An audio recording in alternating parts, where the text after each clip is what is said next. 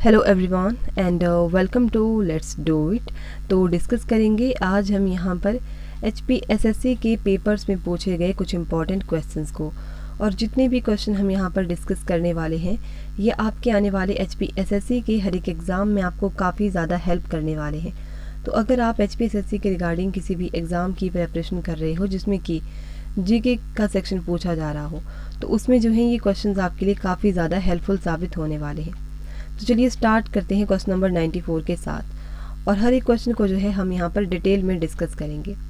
तो क्वेश्चन हमारे पास है, पाटलिपुत्र किसने स्थापित किया। तो देखिए पाटलिपुत्र जो होता है इसकी स्थापना की थी उदयन ने।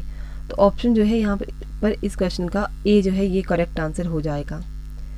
और उदयन की अगर हम बात करें तो उदयन जो था ये हर्यक वंश से संबंध रखता था, और हर्यक वंश के बारे में आपको पता होना चाहिए कि इसका संस्थापक जो था वो था बिंबिसार। और अशोक की अगर हम बात करें तो देखिए अशोक जो था ये 269 ईस्वी में गद्दी पर बैठा था। और एक और क्वेश्चन यहाँ से पूछते हैं कि अशोक जो था इसने कलिंग का युद्ध कब लड़ा था। तो ये लड़ा था 261 ईस्वी में। तो ये पॉइंट्स भी आप ध्यान में रखिए। नेक्स्ट क्वेश्चन नंबर 95 है, बुद्धा मीन्स, बुद्ध का मतलब है। तो बुद्ध का मतलब क्या होता है, इसका मतलब होता है प्रबुद्ध। तो ऑप्शन ए जो है यहाँ पर इस क्वेश्चन का करेक्ट आंसर है। और देखिए ये जो महात्मा बुद्ध थे इन्हें ही एशिया का ज्योतिपुंज के नाम से भी जानते हैं, ये पॉइंट आपको ध्यान में रखना है। इसी के साथ आपको पता होना चाहिए कि महात्मा बुद्ध जो थे इनका जन्म कब हुआ था। तो इनका जन्म जो था ये 563 ईसा पूर्व में कपिलवस्तु के लुम्बिनी में हुआ था, जो कि पड़ता है नेपाल में। इनके पिता का नाम जो था वो था शुद्धोधन, और इनकी माता का नाम था महामाया। इनकी सौतेली माँ का नाम भी बहुत बार एग्जाम में पूछते हैं, तो वो था प्रजापति गौतमी। और देखिए ये जो महात्मा बुद्ध थे इन्हें बचपन में सिद्धार्थ के नाम से जाना जाता था। और महात्मा बुद्ध के पुत्र का नाम भी बहुत बार एग्जाम में पूछते हैं तो वो था राहुल। अच्छा, कमेंट बॉक्स में बताना कि राहुल का अर्थ जो है क्या होता है। नेक्स्ट क्वेश्चन नंबर 96 है, महाकाव्य कुमार संभव किसके द्वारा लिखा गया था। तो देखिए कुमार संभव जो था ये महाकाव्य किसने लिखा था, ये लिखा था कालिदास ने। तो ऑप्शन ए जो है यहाँ पर एक ए आंसर जो है ये करेक्ट है, कालिदास। बाकी अगर हम यहाँ पर बात करें हरिसेन की, ऑप्शन बी की, तो देखिए हरिसेन जो थे इन्होंने बृहद कथा कोश लिखा है हरिसेन ने। और हरिसेन जो थे ये समुद्रगुप्त के दरबारी कवि थे। और इलाहाबाद प्रशस्ति लेख जो है वो भी हरिसेन ने ही लिखा है। बाणभट्ट की अगर हम बात करें तो बाणभट्ट जो थे इन्होंने एक बुक लिखी है जिसका नाम है कादम्बरी, और हर्षचरित जो है वो भी बाणभट्ट ने ही लिखी है। ऑप्शन डी की अगर हम बात करें चंद्रवरदाई की, तो चंद्रवरदाई की जो फेमस बुक है उसका नाम है पृथ्वीराज रासो। तो ये पॉइंट भी आप ध्यान में रखिए।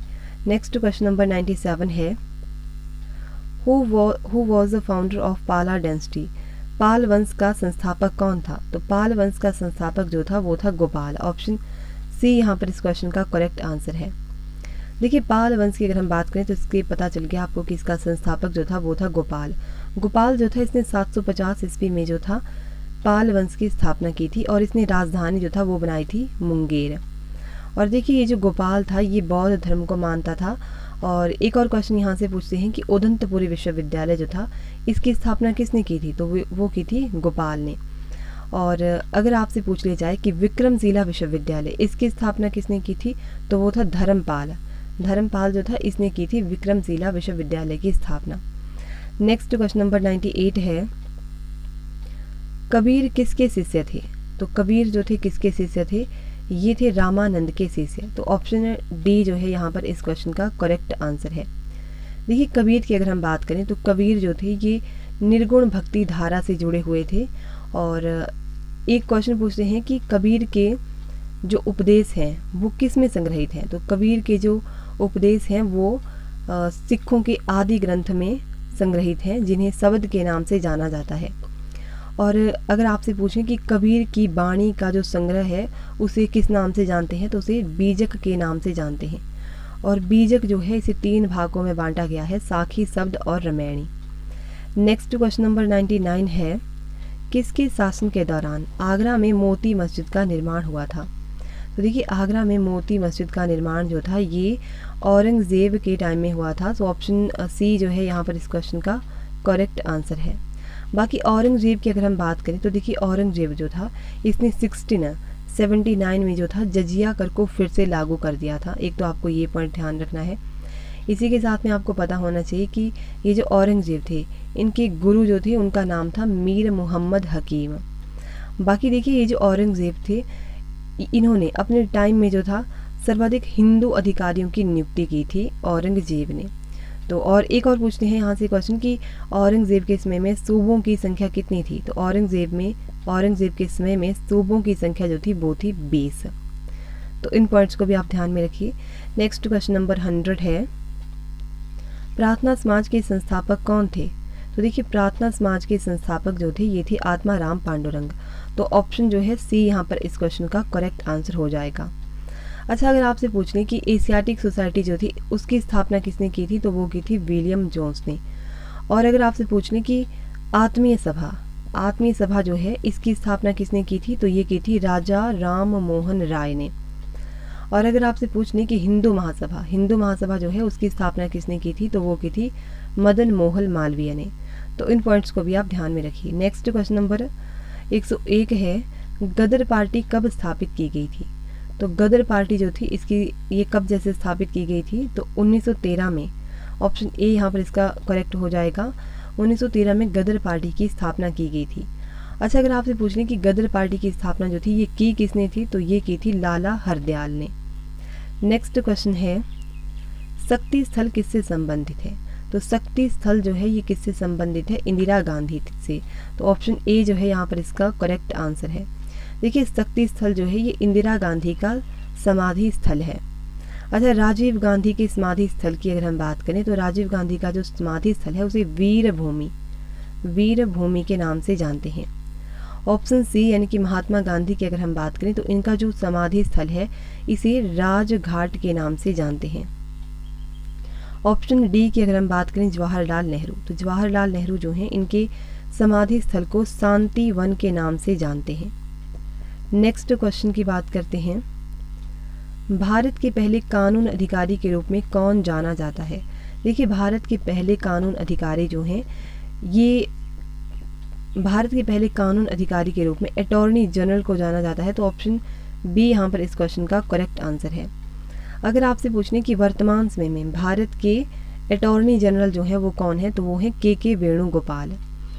और देखिए, अटॉर्नी जनरल जो होता है ये भारत सरकार का विधि अधिकारी होता है। ये पॉइंट आपको ध्यान में रखना है। और यहाँ से एक और क्वेश्चन बनता है कि अटॉर्नी जनरल जो होता है इसकी नियुक्ति कौन करता है। तो अटॉर्नी जनरल जो रहता है इसकी नियुक्ति करते हैं राष्ट्रपति। तो इस पॉइंट को भी आप ध्यान में रखिए। नेक्स्ट क्वेश्चन है, राज्यसभा के सदस्यों का कार्यकाल कितने साल का होता है। तो देखिए, राज्यसभा के सदस्यों का कार्यकाल जो रहता है वो रहता है 6 ईयर का। तो ऑप्शन डी जो है यहाँ पर इस क्वेश्चन का करेक्ट आंसर है। अच्छा, अगर आपसे पूछने कि राज्यसभा का कार्यकाल कितना होता है, तो देखिए, राज्यसभा का कोई कार्यकाल नहीं होता, राज्यसभा के सदस्यों का कार्यकाल होता है। और राज्यसभा की अगर हम बात करें, तो राज्यसभा जो है एक उच्च सदन है। और अगर आपसे पूछ लें कि राज्यसभा का पदेन सभापति कौन होता है, तो वो होता है उपराष्ट्रपति। नेक्स्ट क्वेश्चन है, भारत सरकार का वित्त बिल कहाँ पेश होता है। तो देखिए, भारत सरकार का वित्त बिल जो होता है ये पेश होता है लोअर हाउस में। ऑप्शन ए यहाँ पर इसका करेक्ट हो जाएगा। लोअर हाउस यानी कि अपर सदन यानी कि लोकसभा। वित्त विधेयक जो रहता है, वित्त विधेयक केवल लोकसभा में पेश किया जाता है। तो ये पॉइंट आप ध्यान में रखिए। नेक्स्ट क्वेश्चन है, स्पीकर के वोट को लोकसभा में कहते हैं। तो देखिए, स्पीकर का जो वोट होता है इसे लोकसभा में क्या कहा जाता है, इसे कास्टिंग वोट के नाम से जाना जाता है। तो ऑप्शन ए यहाँ पर इस क्वेश्चन का करेक्ट आंसर है। स्पीकर का जो वोट होता है ये इसे हम क्या कहते हैं, कास्टिंग वोट के नाम से जानते हैं। लोकसभा की अगर हम बात करें, तो देखिए, लोकसभा जो है इसे हम प्रथम सदन या निम्न सदन के नाम से भी जानते हैं। और वैसे लोकसभा का जो ये स्पीकर होता है इसे वोट डालने का अधिकार नहीं होता है, लेकिन ये वोट तभी डालता है जब किसी बिल को पास करवाने के लिए उसके पक्ष और विपक्ष में समान वोट पड़ते हैं। तब ऐसी सिचुएशन में लोकसभा का जो स्पीकर रहता है वो वोट डालता है और उसके वोट को कास्टिंग वोट के नाम से जाना जाता है। तो ये पॉइंट आप ध्यान में रखिए। और अच्छा, कमेंट बॉक्स में बताना कि जो संयुक्त अधिवेशन है इसका वर्णन भारतीय संविधान के किस अनुच्छेद में किया गया है।